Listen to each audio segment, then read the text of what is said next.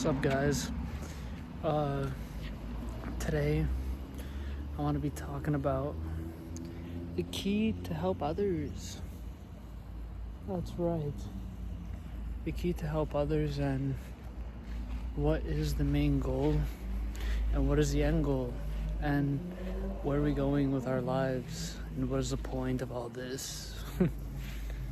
Because for so long I struggled to find meaning in all this shit, especially when you're like, oh, I'm gonna get rich, and then something happens and you're like, I don't really care to be rich right now, I just want to be healthy, because now your health is fucked up. And then you're low on money, and then you're like, well, now I want to be rich because I'm low on money. And then someone dies, and then you're like, oh, I don't want anything, I just want to die and be with them. So that's what I wanted to say, that your will and your desire is always changing, and what you want from this life, it's always changing. That's why the key to not really go insane is you have to have one thing that, whether you're happy or whether you're sad, it motivates you. And if it's something physical, in the sense where it's like financial, let's just say your motivation is to buy a house or to have a car, there's literally nothing wrong with that at all. I'm just telling you as a warning that when you get it, your next step, your next want usually will be now to have a nicer car. And there's nothing wrong with wanting better things, but chasing your own tail and constantly doing all this meaningless stuff becomes empty, and then you become lost in who am I, what am I? And that's kind of what we're here for. Most people struggle with finding who they are, and that's another thing I wanted to talk about, is who we really are. And for me, a lot of the time I identified myself with things that I like, well, I'm a writer because I like to write. I'm a poet because I like poems. I'm funny, I'm smart, I'm sexy, 6 foot tall, black as fuck, hung like a horse. No, but when you identify yourself with all of these external things, the internal rages war and conflict within the self, because it's trying to get you to wake up. But instead of waking up, we see it as punishment from God punishing us, but it's actually the spirit telling you what is right and what is wrong. So when you feel like you're chasing your own tail and you can't get it right, and you're trying to find yourself with external things, and you feel like you're being punished, you're not being punished, you're punishing yourself. And everything around you is waiting for you to wake up, and it's not waiting for you in the sense where, come on, fucking hurry up. But God is so fucking patient. He knows that we're fucking retarded. You know what I mean? Like, we're retarded. We all are retarded, including myself. I'm the most retarded out of everyone. But the longer you keep chasing these external things, the longer you feed the flesh, the harder it is for your spirit to come and help you. And obviously, like I said, there's nothing wrong with wanting to have a nice car, a nice house. There's nothing wrong with any of that. But the longer you keep on thinking that is what's gonna make you, I always say, take away everything you have, everything you own, put yourself in an empty white room. Who are you? Who are you and what are you? And for me, the only thing that ever made sense as gay and queer as a sound, it's always been love. You know what I mean? Like, take everything away from me, take it all. The only thing that I have through everything, it's always been love. And even when, this is where we're gonna get into the topic of love. Even when, imagine my neighbors are like, what the fuck is this fucking weirdo fucking doing? He sounds retarded. Go to sleep. Fuck you guys. Anyways, I'm preaching about love too. The only time I was ever able to love past the ego, and when I say past the ego, past fears, anxiety, and past all my hurt and all my trauma, was when I was pushed to a wall and I had no way out. And I knew that this person that I was loving was not the best for me, but there was something there. There was something within her that I couldn't forget about it. And even now, I never forgot about it. I think about her every day, no matter where I am, no matter where I go, even when I'm in a big crowd, or even when I'm in the small crowd, when I'm fucking so happy, having the best time, or when I'm having the worst time. It's not just when I'm selfishly desiring her. It's when I'm winning and I wish she was winning with me. You know what I mean? So with that being said, there was a point in time where I fell in love and I could only think about her. I could only, whatever I do, was literally revolved around her. And that was bad because, the reason why it was bad, because now going back to the identity part, is I associated myself with her. I can't be me without her. So when I lost her, I wasn't me. I was an empty shell. And that is kind of what I wanted to say, is that you can't be dependent on anyone to be yourself. You can't be dependent on external things, money, cars, clothes, especially a woman. This is like a message to a lot of men. You can't be dependent on this girl that you're in love with. I'm glad that you love her to death, love her as Christ loved his church. Honor her, respect her, pray for her, lead her into righteousness and not sin. But when it's clear that she doesn't love you back, you gotta walk away, no matter how hard it is, because I'm telling you, the longer you stay with a woman that isn't for you, the longer you hold the woman that is for you. And back to when I loved her, what I was trying to say was, when my back was against the wall, when I had no way out, I literally just had to love her. I wanted to love her. That's all I knew at the time. That's what my soul, my body, that's what I craved.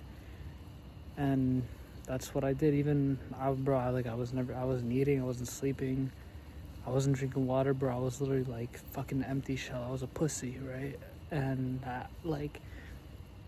it was masculine in the sense where I was able to love, to where I was giving all that I can, but it was feminine. People are gonna, feminine's bad. I'll rephrase it. Fucking losers.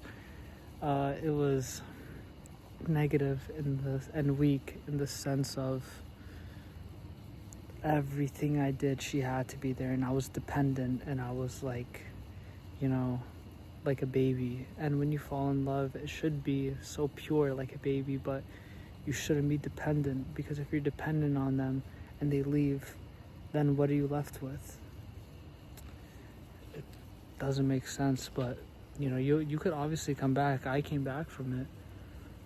I still love her. I haven't talked to her in 4, maybe 6 months, maybe 4 or 5. I haven't seen her in 7 months, 8 months. I haven't seen her, bro. But the odd thing was that when I was with her, I kept trying to bring her to Christ. I vigorously fought within myself, I'm not leaving. I'm going to bring her to Christ. I'm not going to tell her I love her. I'm just going to be there for her. But I was living a lie. I was her best friend, which I was, but I was living a lie. What the fuck? I was a fucking twink, right? So I couldn't live a lie anymore. But when we departed, she got closer to Christ. And that hurt my ego a little bit, and I won't lie, because I was like, what? But I did everything in the sense where I always talked about God with you. I give you Bibles. I bought you things about God. And I always talked about him, and you never really talked about him or ever posted him. And I won't lie, I kind of know about the stuff because I kind of look at her Instagram here and there. I'm not gonna lie. But yeah, and I was like, wow, my ego's kind of a little shattered. And then I was like, well, I wasn't supposed to be with her, obviously, because like I'm alone. But if loving was, this is what I'm trying to say, if being able to love her to the sense where I lost everything, brought her to Christ, then that's what I had to go through, because it wasn't about me. It was about her. That whole time, that whole journey with her was never about me. It was always about her, because I'm not an arrogant way I brought her to Christ, but I hope to think that I had influence, at least just a little bit. And no matter what happens, even if you lose yourself in the process, if you could save the soul, then it was 100% worth it. What I went through was 100% worth it, and I would go through it again. Not because she was the most incredible woman in the world. She was incredible, don't get me wrong, but not that I've had better, but I've had women who really want to love me, and they wanted to love me, and they wanted to get to know me, and I never gave them the chance, and they had everything I wanted, but I said no. They just weren't her. They weren't even her flaws. Like, her flaws to me were infatuating. I knew exactly what she was, who she was, and I knew what she could be, and I haven't talked to her in a while, but I hope that she's becoming everything that I knew she could be. And that's what love really is. And this is what I wanted to say, that even though it's gone, I didn't lose that love. I'm stronger, I'm healthier, I sleep better now, I eat better now, and I couldn't be with her. It wasn't good for me to be with her. I still sometimes think, oh, maybe in the future we'll meet again and maybe everything will be different. That I don't know. If I ever do meet her again, I would do, and this is what I wanted to tell you guys, if you lost someone and if you ever are able to meet them again, breakup wise, and you guys do decide to give it a shot or try again or do something,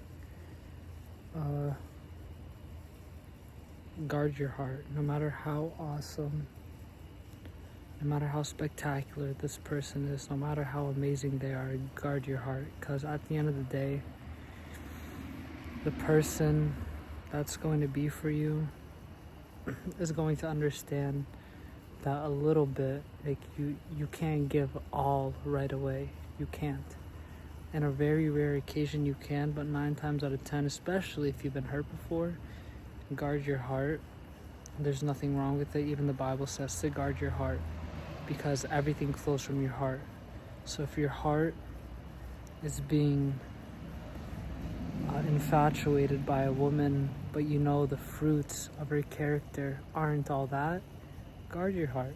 Talk to her for a little bit, but once you realize, this woman isn't what I thought, you have to let her go, because carrying dead weight will only make you hate yourself and lose yourself. And the last thing you need is an enemy from yourself. You don't need to be your worst enemy. You don't need to be it. And you will feel it if she's good for you. Because if this woman isn't good for you, then what are you doing there? Well, because she loves you, because she seems like she cares about you. Like, and no matter how many times you think maybe it'll work this time, she's did this. If she's not coming to you, telling you, I love you, I want to be with you, let's make it work. What are you doing there? It's let her go. It's fine to still think about her. You want to think about her all day, all night, go ahead, think about her. There's nothing wrong with that. But don't go back to what hurt you just because you're lonely or just because you love her. Even if you genuinely love her, if she's not good for you, sometimes you gotta walk away. Because look, I genuinely love this girl with all my heart. It was the purest love I've ever had. The purest and holiest love I've ever had. Nothing compared to it. The way I loved her was, I literally would do anything for this woman, and emotionally I would give anything up for this woman at the time. There was nothing else I ever cared about, But look, I loved her so much, and I wasn't good for her. Because after she lost me and I lost her, she got closer to God and I got closer to God. Maybe we'll meet again in the middle, but at the time, no matter how awesome I wasn't good for her. Because she got better when I was gone. So I don't care how much I love you. If you're better without me, stay away. You know what I mean? Never come back. Even if I love you, I'll love you from afar. That doesn't bother me. Because at the end of the day, I'm still keeping my love within my heart. And don't get me wrong, this girl there was a couple things that she did that wasn't right. And she doesn't even know that I know. But that it didn't even matter. You know what I mean? It didn't even matter. Like I knew stupid shit, like silly stuff. But doesn't even matter, because when you love someone from the heart, and it doesn't always have to be, well, you love them because you're attached, this and that. Nah, bitch. Fuck you. I love them because it was real, right? It's real. But I loved her because it was real. And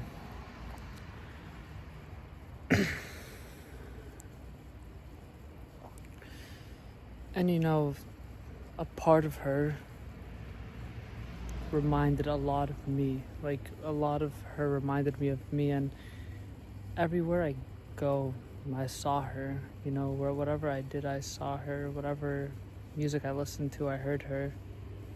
And without her, I was never able to grow into the person I am. Even though I went through a lot of negativity when she was in my life, I wouldn't be half the man I am now. And what I learned is that I had to let go, because holding on to someone that I love, this is what I want to tell you, holding on to someone you love but isn't willing to love you, you gotta let them go. Because when someone loves you, they want to get to know your nature, all of you, your sins and your holiness, all of it. If they don't want to know all of you, if they only want to know you on a good day and not a bad day,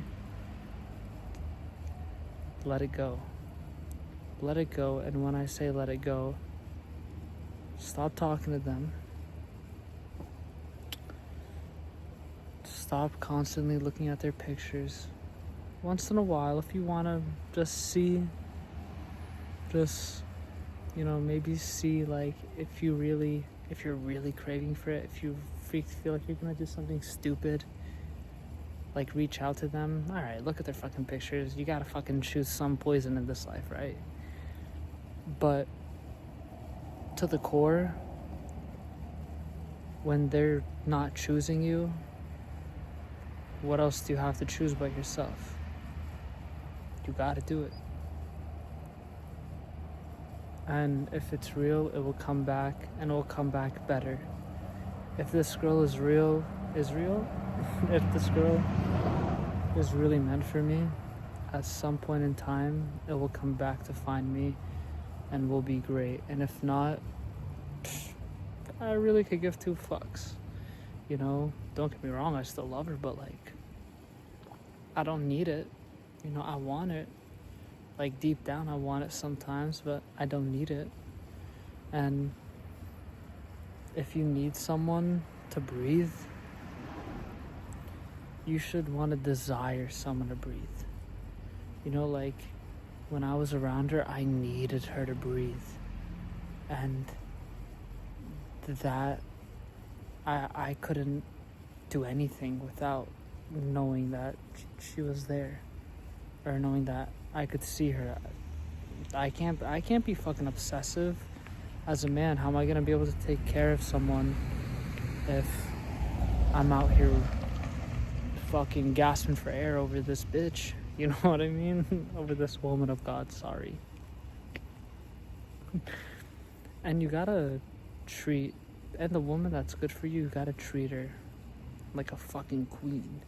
And the women who are hoes, treat them like fucking hoes, not in the sense where you fuck them and leave them. I don't condone lust.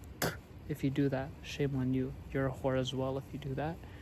I'm saying let them be hoes. Let them do their thing. Not everyone could be saved. You could ask God to save them, but you can't do all the saving. Pray for them. And if they want to still be hoes, you know, you give them a little bit of knowledge, you give them a little bit of wisdom, and if they forsake that knowledge, forsake that wisdom, all right, let it be. Shake the dust off your feet and keep walking. Because what does she really have coming to her anyways, besides a whole lot of meat? Big, black meat. And you don't want that. You're gonna be kissing her. It's gonna be like, oh, you're gonna think of a big wiener in your mouth. You don't want a big wiener. No. But yeah, I hope you guys enjoyed me trauma dumping on you. Ooh. But yeah, I was gonna get a thumbnail, but I was like, nah, fuck that, I have another one. But yeah, guys, when you love someone, love them with all your heart. And when they're not willing to love you, love them from afar. But save that love for someone else, because someone will come around and love you the way you need it. Take care, my fellow simps. And just to let you guys know, I never even dated this girl. That's how fucking cooked I was. I never even dated this girl.